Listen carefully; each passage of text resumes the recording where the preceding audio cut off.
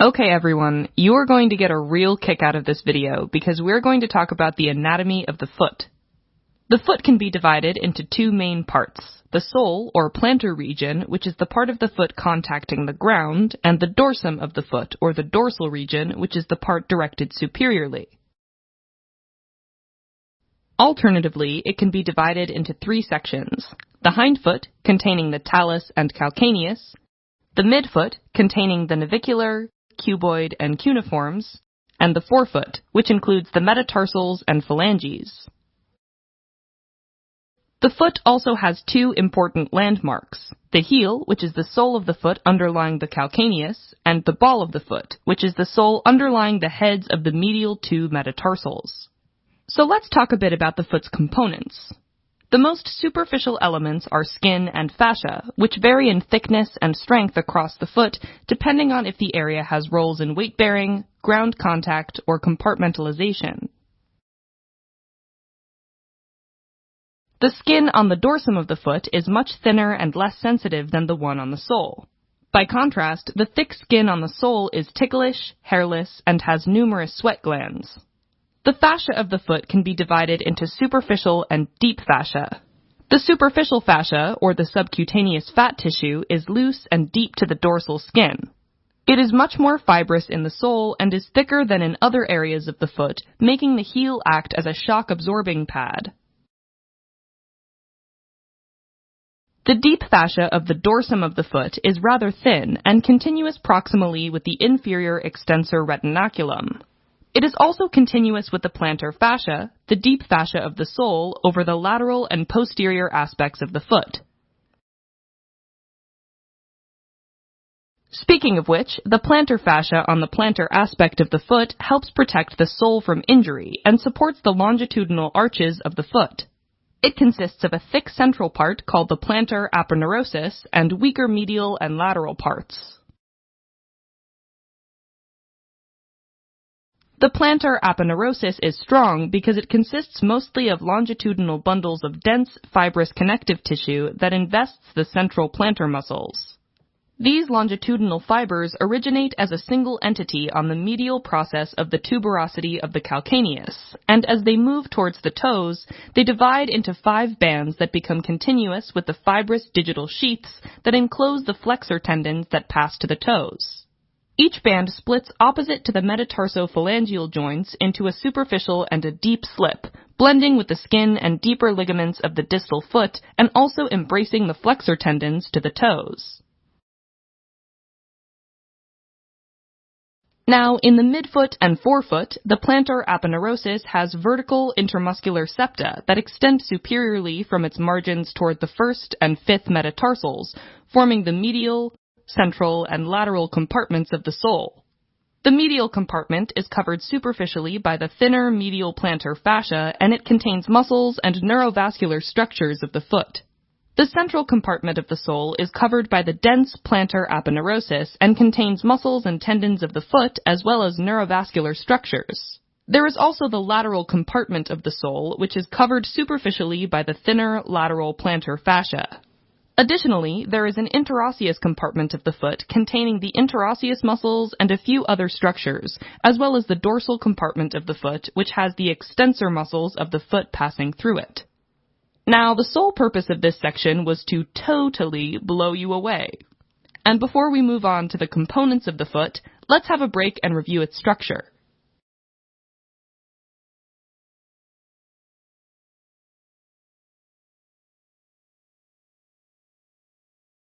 So now let's look at the muscles of the foot.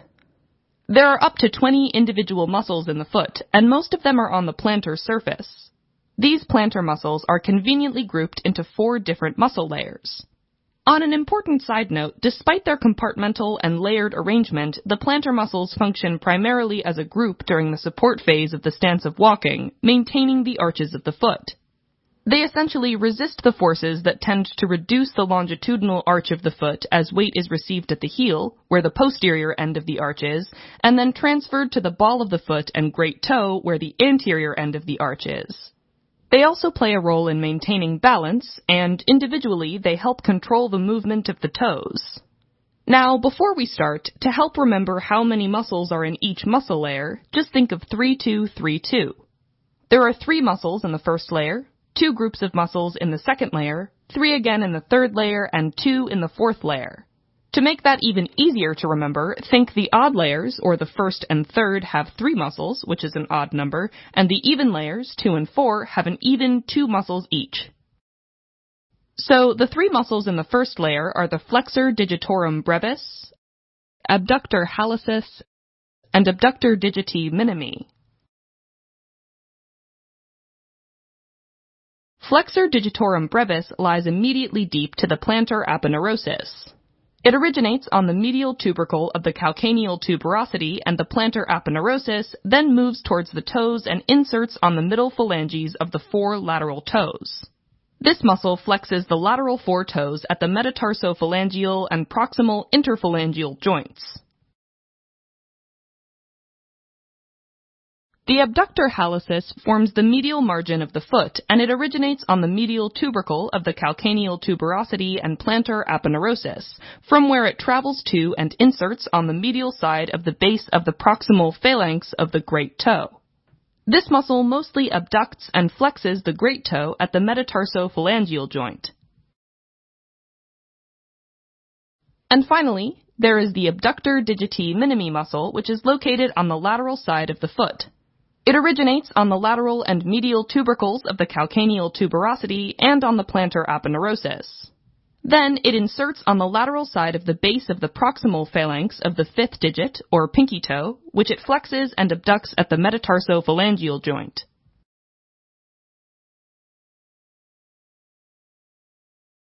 The second layer, composed of 2 muscles, is made up of the quadratus plantae muscle and the 4 lumbricals, which we will count as a group. The quadratus plantae is a square muscle located deep to the flexor digitorum brevis muscle. This muscle originates on the medial and lateral plantar surface of the calcaneus, and it inserts on the posterolateral margin of the tendon of flexor digitorum longus. By inserting on the flexor digitorum longus, it assists this muscle in flexing the lateral 4 digits. And then there are the 4 lumbricals, which counts as 1 for our 3-2-3-2 memory trick. They're located medial to and attached to their respective tendons of the flexor digitorum longus, like little satellites. This group of muscles causes flexion of the metatarsophalangeal joints and extension of both interphalangeal joints. The third layer has 3 muscles, the flexor hallucis brevis, flexor digiti minimi brevis, and adductor hallucis muscles.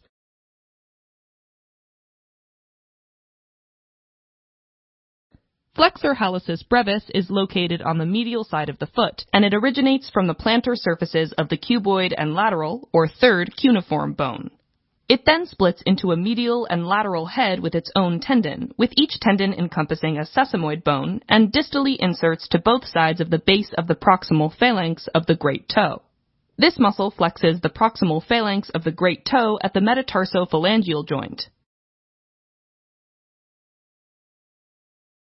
Flexor digiti minimi brevis originates on the base of the 5th metatarsal. It travels to the tips of the toes and then attaches to the lateral side of the base of the pinky toe's proximal phalanx in order to flex the pinky at the metatarsophalangeal joint. And then there's the adductor hallucis muscle, which is located lateral to the flexor hallucis brevis. It consists of both an oblique and transverse head. The oblique head originates from the bases of the 2nd, 3rd, and 4th metatarsals. The transverse head originates from the plantar ligaments of the metatarsophalangeal joints. Both heads insert to the lateral base of the proximal phalanx of the great toe. Ultimately, this adductor, adducts the great toe and assists in maintaining the transverse arch of the foot.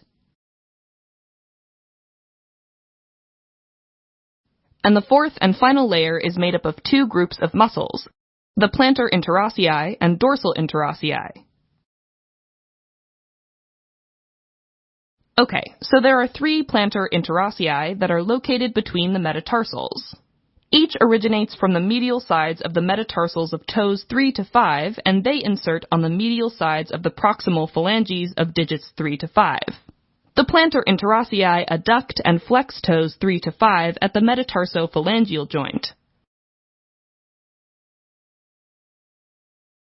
And finally, the 4 dorsal interossei are also located between the metatarsals, and each of them originates from the adjacent sides of the shafts of metatarsals 1 to 5. When it comes to insertions, the first dorsal interosseous muscle attaches to the medial side of the proximal phalanx of the second digit, whereas the second to fourth interossei attach to the lateral sides of the proximal phalanges of digits 2 to 4. The dorsal interossei abduct toes 2 to 4 and flex the metatarsophalangeal joints.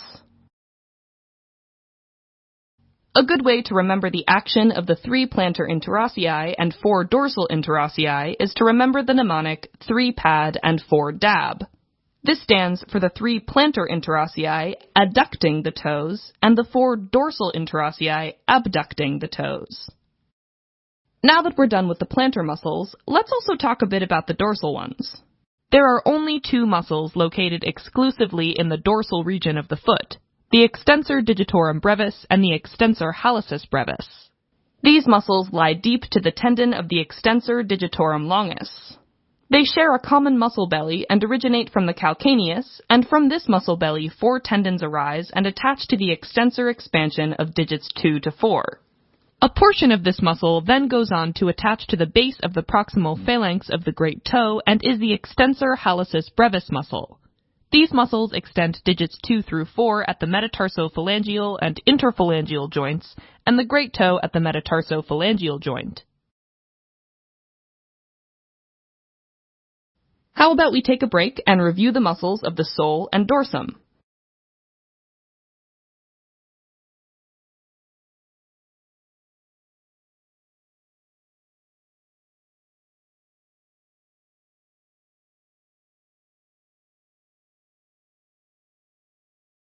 Let's move on to the nerves supplying the foot, starting with the 4 muscle layers of the foot, which are all innervated by either the medial or lateral plantar nerve, which are terminal branches of the tibial nerve.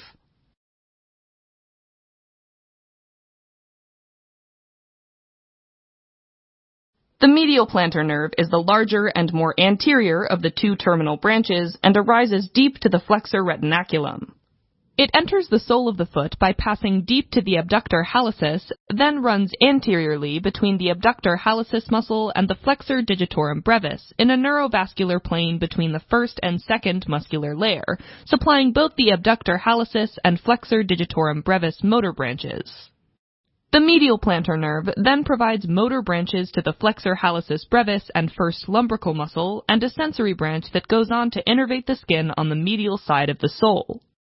Finally, the medial plantar nerve terminates near the bases of the metatarsals by dividing into 3 sensory branches called the common plantar digital nerves.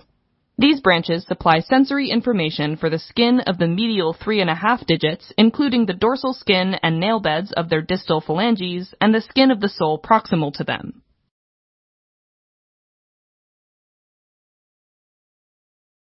So, in total, the medial plantar nerve innervates 2 muscles in the first layer, then 1 muscle in the second layer, and 1 muscle in the third layer, along with its cutaneous innervation.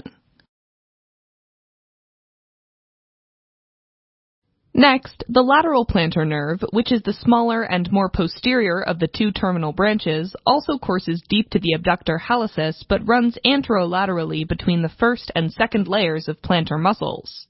The lateral plantar nerve terminates as it reaches the lateral compartment, dividing into superficial and deep branches, where the deep branch courses in a neurovascular plane between the third and fourth muscle layers. The lateral plantar nerve, along with its superficial and deep branches, innervate the rest of the muscles on the plantar surface of the foot not innervated by the medial plantar nerve. This means the lateral plantar nerve provides motor innervation to the abductor digiti minimi in the first layer and the quadratus plantae in the second layer. Meanwhile, its deep branch gives motor innervation to the lateral 3 lumbricals. Then in the third layer, it innervates the adductor hallucis, while the superficial branch provides motor innervation to flexor digiti minimi brevis. Finally, in the fourth layer, the deep branch innervates all of the plantar and dorsal interossei. In regards to cutaneous sensory innervation, the superficial branch divides and goes on to supply the skin of the plantar aspects of the lateral 1½ digits, the dorsal skin and nail beds of their distal phalanges, and the skin of the sole proximal to them. The rest of the cutaneous innervation of the foot is supplied medially by the saphenous nerve, laterally by the sural nerve, on the dorsum of the foot by the superficial and deep fibular nerves, inferiorly on the sole of the foot by the medial and lateral plantar nerves, as we said before, and posteriorly at the heel by the medial and lateral calcaneal branches of the tibial and sural nerves, respectively. First, the saphenous nerve is the longest and most widely distributed cutaneous branch of the femoral nerve and passes anterior to the medial malleolus to the dorsum of the foot, where it supplies skin along the medial side of the foot as far anteriorly as the head of the first metatarsal. Second, the sural nerve is formed by branches of the tibial and common fibular nerve, and it usually passes inferior to the lateral malleolus, where it accompanies the small saphenous vein and supply the ankle joint and skin along the lateral margin of the hind and midfoot.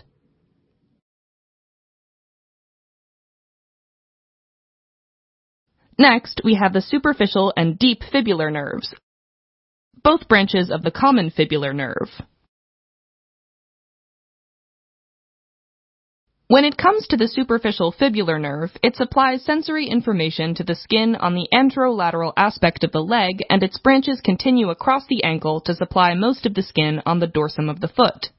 Its terminal branches supply the skin of the dorsal aspect of the medial half of the great toe and that of the lateral 3½ digits.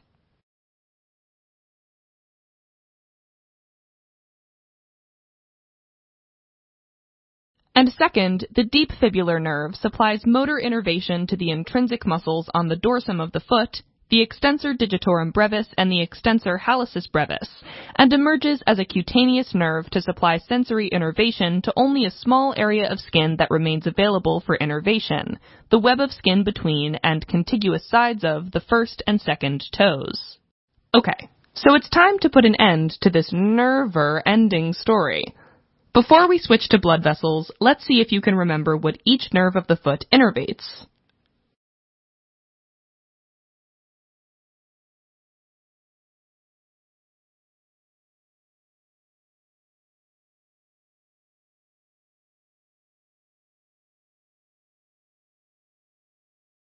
Moving on to blood vessels, the main arteries of the foot are the plantar arteries and the dorsalis pedis artery.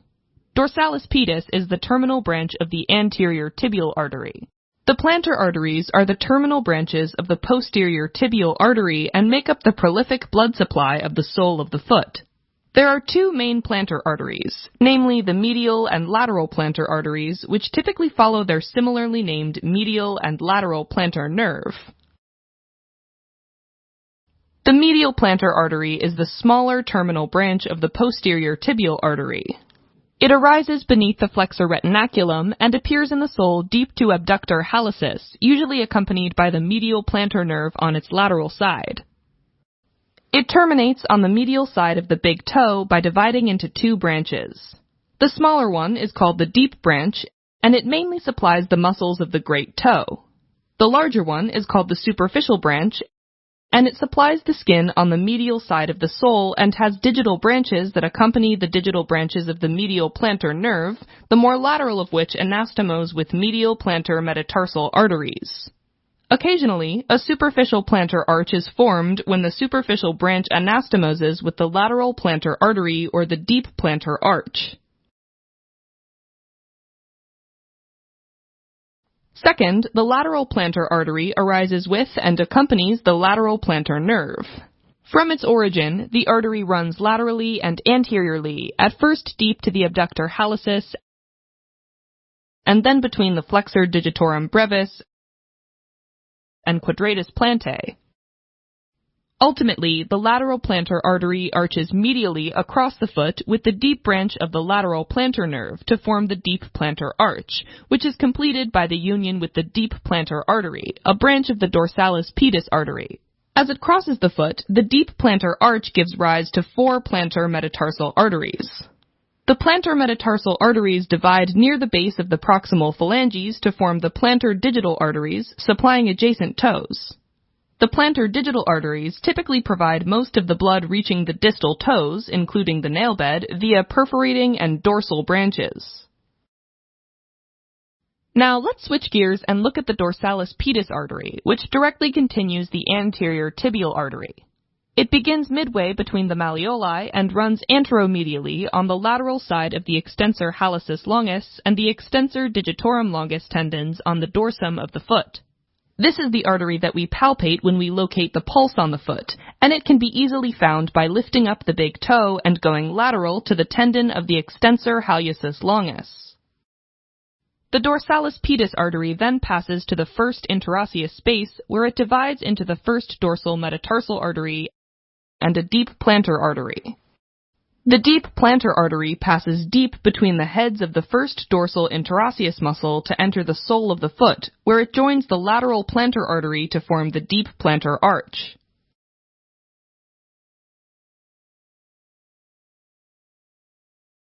Now, the dorsalis pedis also gives off plenty of branches, such as the lateral tarsal artery, which runs laterally in an arched course beneath the extensor digitorum brevis to supply this muscle and the underlying tarsals and joints.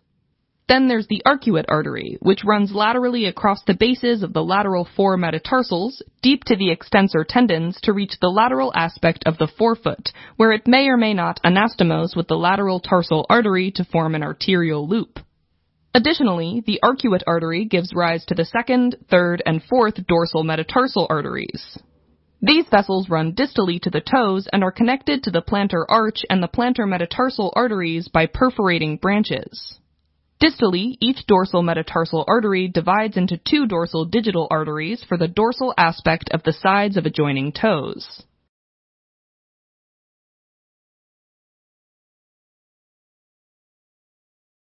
Venous drainage of the foot is ensured by both superficial and deep veins within the foot. Most of the blood of the foot is drained by the superficial venous drainage, which is located in the subcutaneous tissue and unaccompanied by arteries. Superficial veins are mostly a series of small veins like the dorsal digital veins, of which there are two on each toe.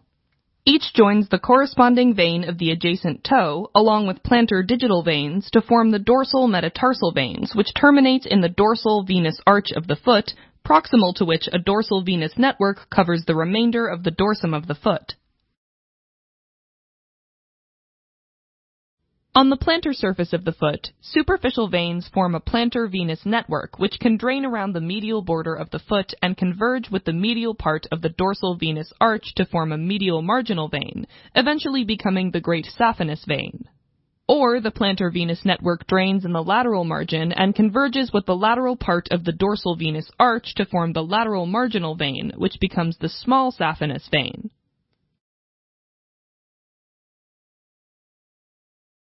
The deep veins are an anastomosing network of paired veins that accompany all arteries internal to the deep fascia.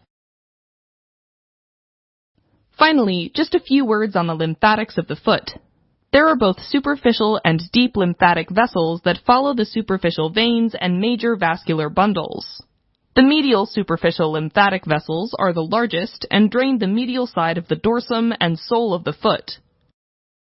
These vessels converge on the great saphenous vein and accompany it to the vertical group of superficial inguinal lymph nodes and then to the deep inguinal lymph nodes along the proximal femoral vein.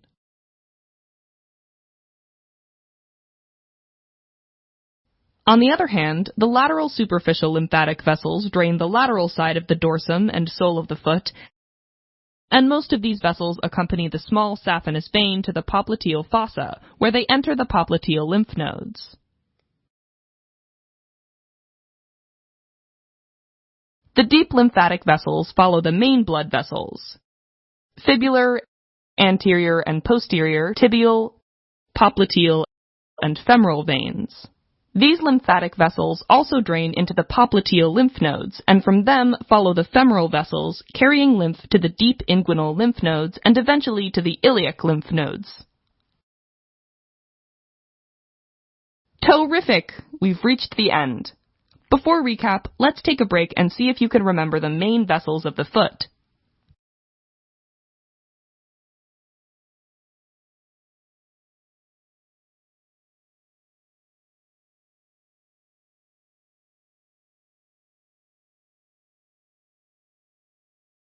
Alright, as a quick recap, the most superficial elements of the foot are skin and fascia. The deep plantar fascia has a central part called the plantar aponeurosis that gives off vertical intermuscular septa. The septa form the three compartments of the sole: medial, central, and lateral, each containing many plantar structures of the foot. The muscles of the sole can be divided in 4 layers. The first layer consists of 3 muscles: flexor digitorum brevis, abductor hallucis, and abductor digiti minimi. The second layer contains the quadratus plantae muscle and the group of 4 lumbricals. The third layer includes another 3 muscles, the flexor hallucis brevis, flexor digiti minimi brevis, and adductor hallucis muscles.